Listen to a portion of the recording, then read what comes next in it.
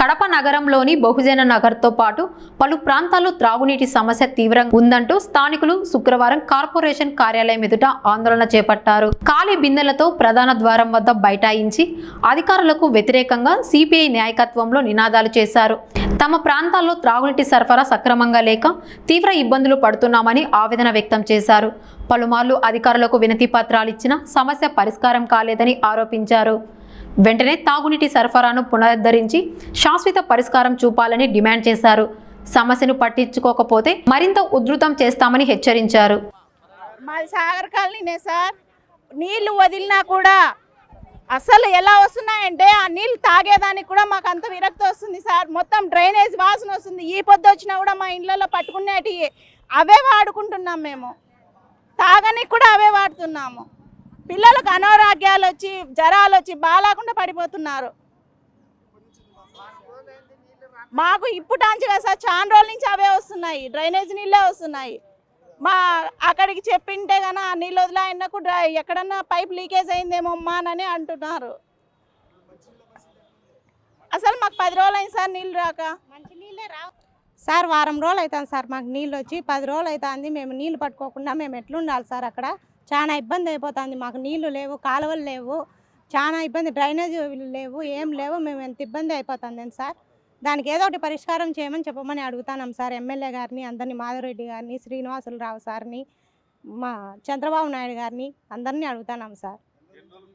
10 రోజులు అవుతుంది సార్. అసలు నీళ్ళే రావడం లేదు. మేము ఏం పట్టుకొని ఎట్లా బతకాలి సార్? అక్కడ ఎట్లా ఉండాలా? రామాంజనేయపురం సార్ మాది, సాగర్ కాలనీ సార్.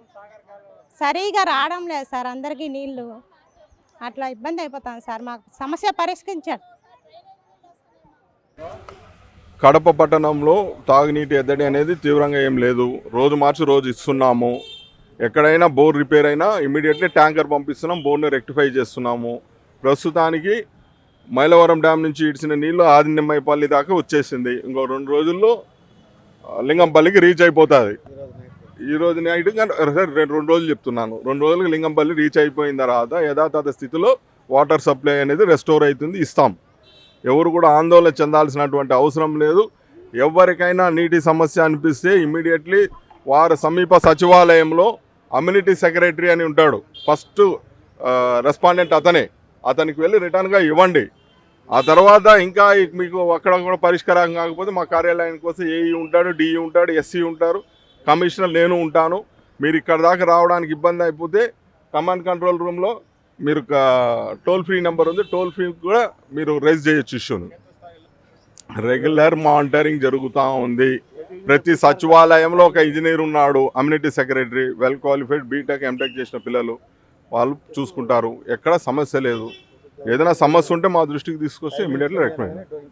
ఇంకొకటి ఈ సందర్భంగా మీ అందరు మీడియా ద్వారా కోరేది ఒకటి, ప్రజలు ఎవరు కూడా మోటార్లు వేసి వాటర్ డ్రా చేయకండి. మీరు మోటార్లు వేసి వాటర్ డ్రా చేసినట్టయితే టైల్ ఎండ్ పాయింట్లో చివరి వ్యక్తికి నీళ్ళు అందదు. దయచేసి ఈ విధంగా కొంచెం కోఆపరేట్ చేయండి. అందరికీ నీళ్ళు ఇస్తాము. ఒకవేళ టైల్ ఎండ్ పాయింట్కి ఇంకో అర్ధగంట ఎక్కువ వదలండి సార్ అంటే రిటర్న్గా ఇచ్చినట్టయితే మా అమ్యూనిటీ సెక్రటరీ ఇంకో అర్ధగంట ఎక్కువ వదలడానికి కూడా ఎటువంటి ఇబ్బంది లేదు. ప్రస్తుతం కూడా డే బై డే ఇస్తున్నాం. ఇంకో 2 డేస్లో లింగంపల్లికి వాటర్ వచ్చేసింది అంటే ఇంతకు ముందులాగా యథాతథ స్థితిలో ఇస్తాము.